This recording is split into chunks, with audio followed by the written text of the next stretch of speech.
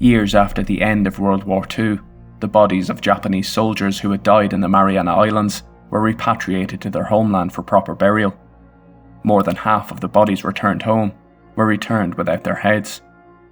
The heads, it turned out, had been taken by the American soldiers responsible for the deaths and kept as gruesome war trophies.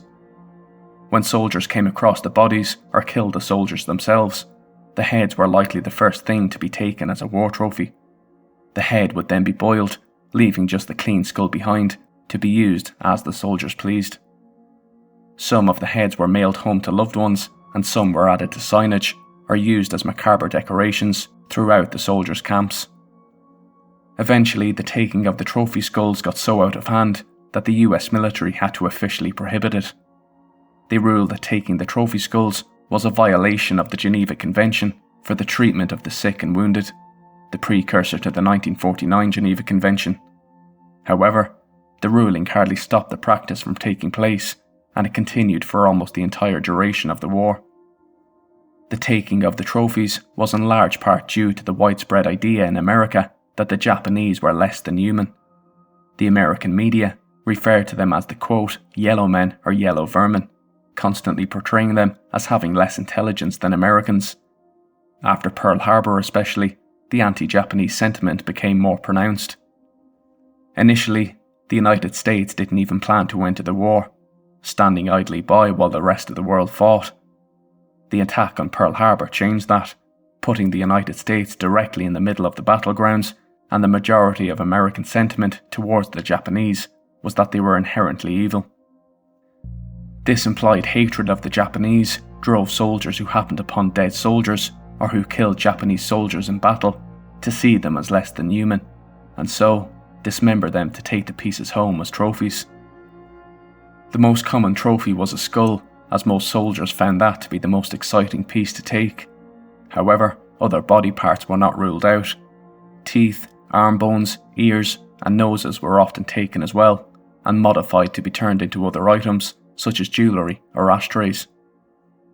The desecration of the bodies of Japanese soldiers was so common that in 1944, Life magazine published a photo of a young woman posing with a Japanese soldier's skull sent to her from New Guinea by her Navy boyfriend. The caption below the photo read as follows: "When he said goodbye 2 years ago to Natalie Nickerson, age 20, a war worker from Phoenix, Arizona, a big handsome Navy lieutenant promised her a quote-unquote Jap.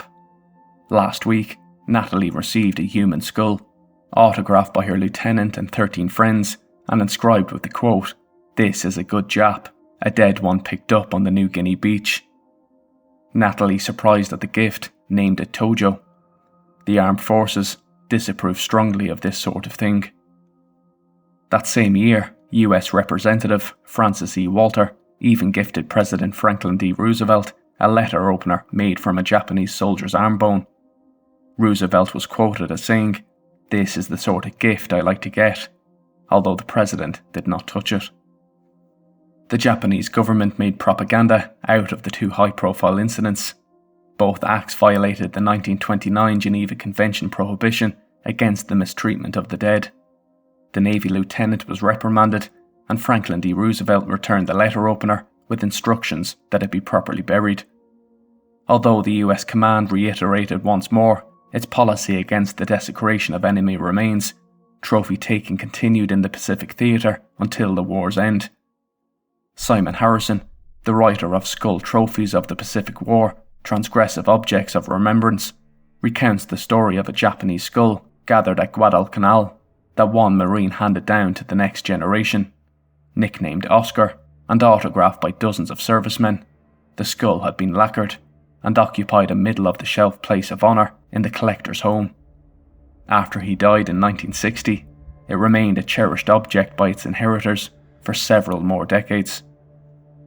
Harrison surmised, although not in these words, that much of the body part souvenir taking that goes on during wartime displays a coward's courage. That is, the corpse is collected by the soldier who discovered it, not the one who did the killing. Evidence of decomposition and rat chew marks on Oscar's skull indicate that it was discovered later, not harvested, from the battlefield by the killer. Harrison allowed that the fierceness of combat may cause soldiers to mutilate the enemy and collect human souvenirs, but noted that, quote, battlefield conditions cannot explain why servicemen in many cases collected such trophies, not for themselves, but as is often the case with souvenirs and holiday mementos purchased by tourists, as gifts for relatives and others back home. Some collected such objects at the specific request of family members, end quote.